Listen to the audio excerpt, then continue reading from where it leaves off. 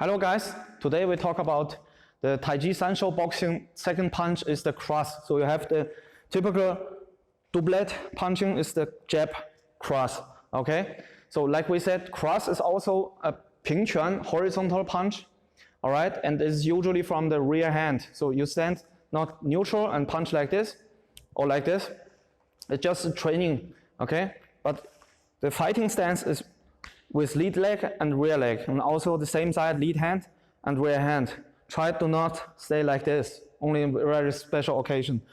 Normally, it's the same hand, left leg, or the right hand, right leg, okay? So when I punch with the first hand, it's the jab, and then the back hand or rear hand is the cross.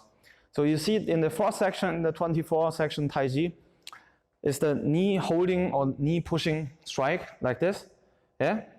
And the stance is also very similar to the cross. If you want to train the cross, you can imagine holding a ball and make a step and try to throw the ball away as far as you can. And try to not making a rotating movement, but a forward movement, okay? And then it becomes like this, and then you make a fist in the end. And this body twisting movement is very important because the power is not coming from the arm, it's coming from your body and from your leg, from the hip, from the rotating of your whole skeleton, your whole structure, because the rest of the skeleton, of your main skeleton part, is resting on the hip. So if I turn the hip, the rest of my whole structure of my frame is actually turning also. Yeah? And that's why also you have traditional training like this. So your body is moving with the hand and not just this, and then frame is not moving. But the frame needs to move. And frame is actually in the Chinese version called a door or a frame, and it's in 4 points.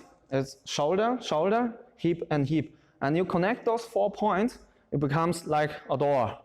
Okay? And this one is actually like an opening door, all right? Your rotating point is the front leg here, shoulder to hip, and it's not actually moving, just rotating on the point. And the rear hip and shoulder is moving to the front, and then bam. If you rotate your lead point back and punch, it will lose its power. So that's why we have to push our, put our weight into the lead leg. So stand like this. And that's why also we stand like this in Tai Chi. Yeah? So there's a lot less weight, and here's a lot more weight in the front leg. All right? Like this. Okay, if you stand like this, if I do this first punch, I'm like here, okay? I do the second punch with my rear hand. This is my lead hand punch, and then rear hand do exactly the same punch. I cannot reach my target, okay? So I have to turn my hip and my shoulder in like this. So it reaches the same distance than the lead hand. The lead hand is here, and then the second hand cannot have the same distance, okay? But if I turn in, actually it becomes even a little bit longer than the lead hand. You can also turn the lead hand in, so it becomes not like this, but like this, so you can go through the target more. So you gain more power. And then the second also. So it's always shoulder and hip rotation that generates power and distance. Yeah? Then you have not just only more power, but also a longer reach. And then you see my knee is twisting, and we have the 6 power points. We have the foot joint and the knee, and then hip, they're turning, and then shoulder turns in, elbow, and then the wrist, okay? All of them is actually making this one punch, not just the arm, but the whole body, okay?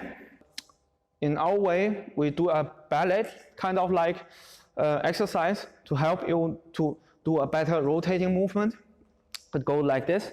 You open yourself up, and then you close yourself. You open up, and then close again. what we're simulating is actually your weight distribution. So if I stand like this, I'm actually closed. Move in with a jab, now my step becomes wider, I'm opening up. And now I'm closing again. I put my weight from the back to the front. And open, close becomes the jab cross. Okay? And then you can try both sides, of course. And we have another exercise, which is also kind of like Qigong. I open and close on one side, and then I open and close on the other side. And what I do here is I'm in the neutral stance, but actually I'm moving to this stance, and then the right stance, and then left stance again, and then the right stance again. And then the opening hand is always a jab. The closing hand is when I switch my weight to the another side, and then I do the cross. And then I look at the other side, and then I do the duo again, and then I do again. And then it goes like slow, like this first, and then you can do it quickly. Okay? It's a 45-degree always, not a 90-degree one. Okay? So you can try those both exercises, and then next time we talk about our third punch, the hook. Okay? See you next time.